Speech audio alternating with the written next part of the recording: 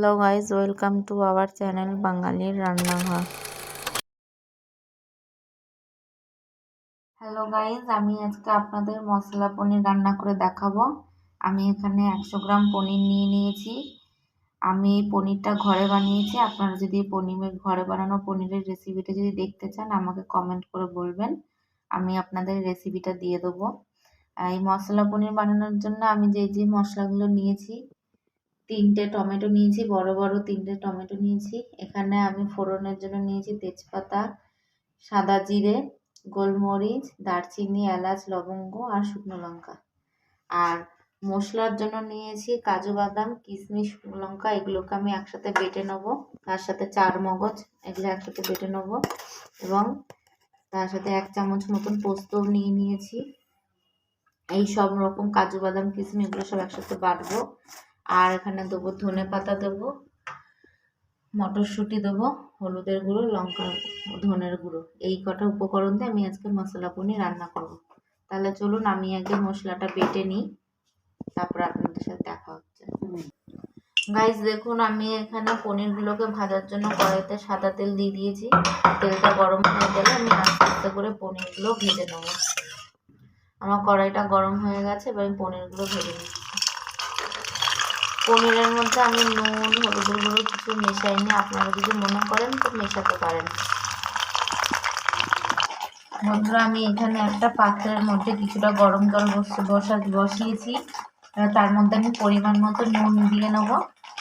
কারণ এই পনিরগুলো ভাজা হয়ে গেলে আমি এই জলের ভেতরে আমি পনিরগুলো দিয়ে দেবো। তাহলে পনিরগুলো নরম থাকবে, শক্ত হয়ে যাবে না। আর নুন দেওয়ার কারণে পনিরগুলোর ভেতরে নুন ঢুকে যাবে। দেখুন, আমি পনিরগুলো দিয়ে দিচ্ছি। একে একে আমি এরকম ভাবে সব পনির ভেজে জলের ভেতর দিয়ে দেবো। গাইজ, আমি এখানে এই তেলে পনির ভেজে নিয়েছিলাম। এবার এই তেলের মধ্যে আমি ফোড়ন দিয়ে দেবো। প্রথমে সাদা জিরে দিয়ে দিচ্ছি আমি। তারপর একে একে সব গোলমরিচ, দারচিনি, তেজপাতা, লবঙ্গ সব দিয়ে দিলাম। দিয়ে এটা একটু ভালোভাবে ভাজা হয়ে গেলে আমি টমেটোর যে পেস্ট করেছি সেই টমেটো পেস্টটা দিয়ে দেবো। 2টো শুকনো লঙ্কা দিয়ে দিলাম। এবার আমি টমেটো পেস্টটা দিয়ে দিচ্ছি।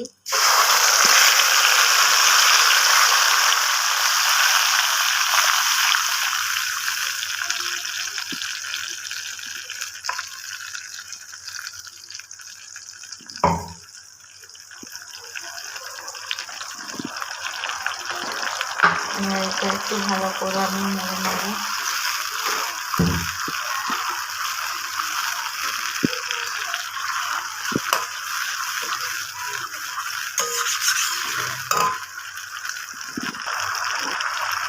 এবার আমি এর ভেতরে লবণ দিয়ে দেবো আন্দাজ মতন।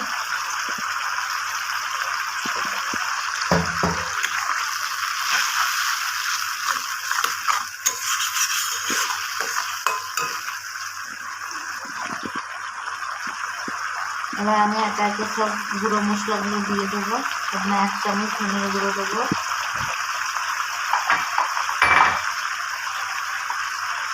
আর 1/2 চামচ হলুদ গুঁড়ো দেবো,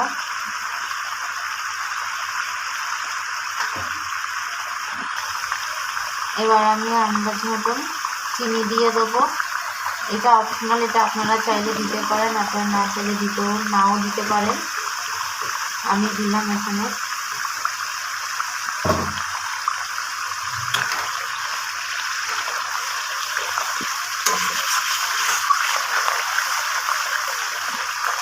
এবার আমি এই মশলাটাকে একটু ভালো করে কষিয়ে নেবো, যাতে এর ভেতরে কাঁচা গন্ধটা চলে যায়।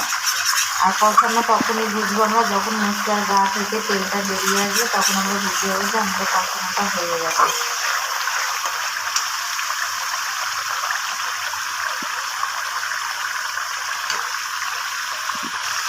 দেখুন বন্ধুরা, আগের থেকে টমেটো তাড়াতাড়ি দেখুন বন্ধুরা, এই মশলাটা থেকে তেলটা বেরিয়ে এসছে। এবার আমি এই যে কাজু কিশমিশ যে বাটাটা রেখেছিলাম সেই বাটাটা আমি দিয়ে দেবো।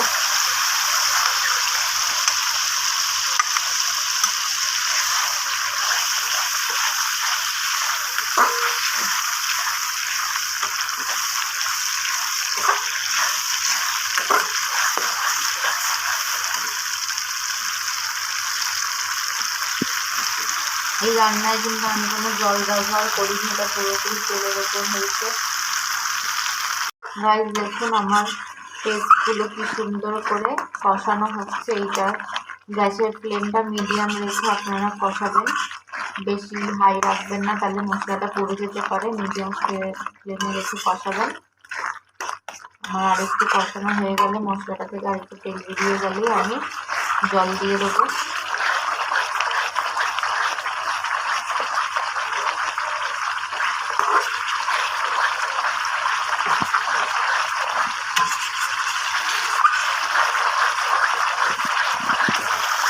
গাইস আমার মশলাটা দেখুন, এবার আপনারা দেখুন কষানো হয়ে গেছে, পুরো মশলার গা থেকে তেলটা বেরিয়ে এসছে। এবার আমি পরিমাণ মতন জল দেবো, বেশি জল দেবো না, অল্প সামান্য মাত্রা জল দেবো। গ্রেভি রাখবো তো ওই জন্য আমি অল্প সামান্য জল দেবো একদম।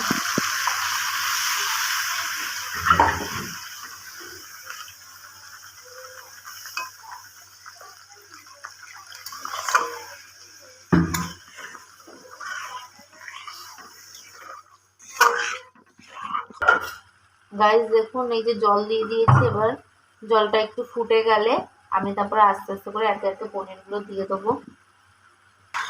গাইস দেখুন আমার ঝোলটা ফুটে গেছে, এবার আমি আস্তে আস্তে একে একে পনিরগুলো দিয়ে দেবো।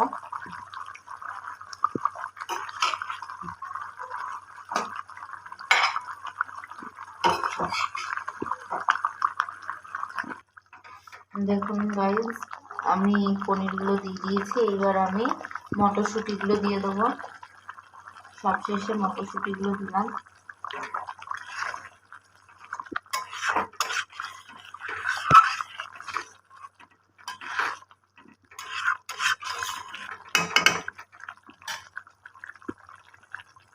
আর একটু ফুটে গেলে আমি পনিরটা নামিয়ে নেব।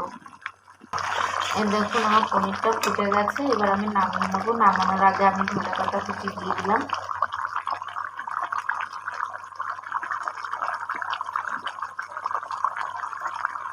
এবার আমি পনিরটাকে নামিয়ে নেব।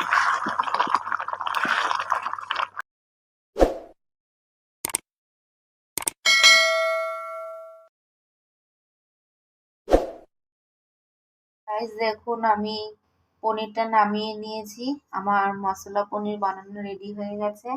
আপনারা বাড়িতে খেয়ে টেস্ট করে দেখবেন বানিয়ে, যদি ভালো লাগে তাহলে আমার ভিডিওটা যদি ভালো লেগে থাকে তাহলে লাইক কমেন্ট আর শেয়ার করে দেবেন এবং সাবস্ক্রাইব করতে ভুলবেন না।